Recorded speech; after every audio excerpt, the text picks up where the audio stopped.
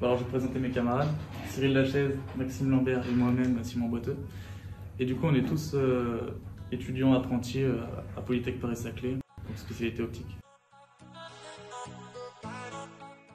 Donc la particularité de ce projet, c'était de réaliser un clavecin électronique qui se rapproche au mieux du véritable instrument.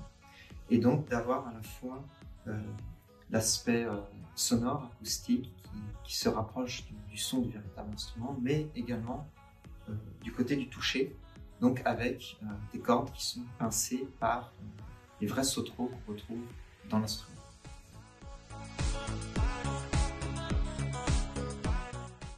Alors je suis musicien, j'ai fait du piano et j'ai découvert le clavecin il y a environ 4 ans.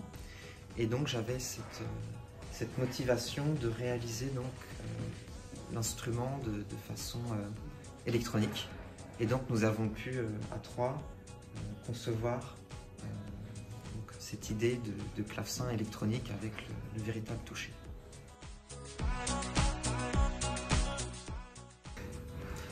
Donc ce projet intègre plusieurs spécialités, donc avec une partie plus mécanique, une partie électronique, une partie informatique et enfin acoustique.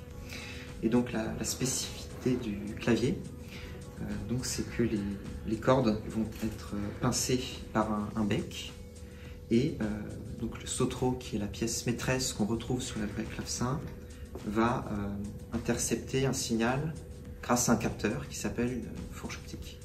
Et c'est de cette manière qu'on va détecter la présence ou non de la touche. Une fois qu'on a le signal coupé par la fourche, on va séparer ce signal en 2 parties. D'un côté l'audio et de l'autre côté visuel, esthétique, qu'on a souhaité rajouter au clavecin.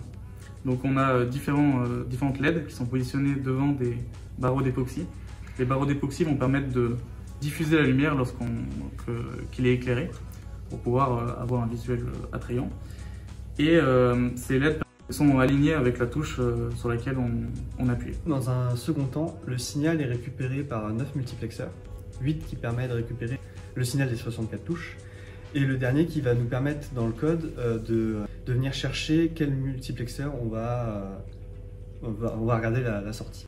Du coup, une fois que ce signal est récupéré, on utilise cette information pour pouvoir utiliser une bibliothèque MIDI qui nous permet d'utiliser des fonctions qui vont nous permettre de renvoyer l'information de la note à jouer sur un Raspberry.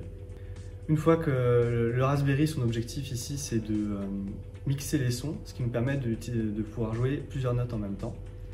Cette information, une fois mixée, est renvoyée vers des enceintes qui émettent les sons qu'on veut envoyer.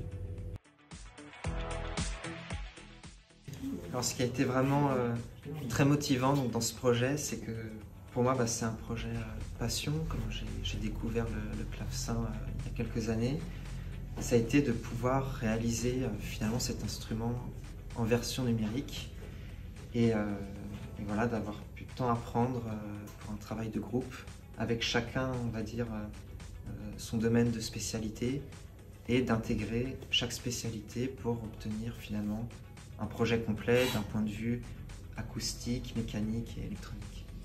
Moi dans le projet, ce qui m'a plu déjà, c'était les domaines qui allaient être mis en évidence, surtout au niveau mécanique et électronique. C'est des compétences que j'aime développer et du coup là j'ai vraiment pu les exploiter dans ce projet. Et il y a aussi l'aspect visuel qu'on a pu apporter avec l'ajout des LED et de l'époxy éclairé. Je trouve que ça rend super bien visuellement et c'est quelque chose d'esthétique qui me tient à cœur.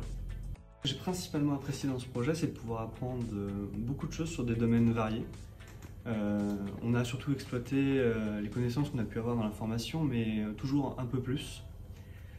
J'étais essentiellement sur la partie programmation et voir l'évolution du projet petit à petit, les réussites des autres parties, même si on est toujours un peu en train de céder, c'était toujours très, très motivant.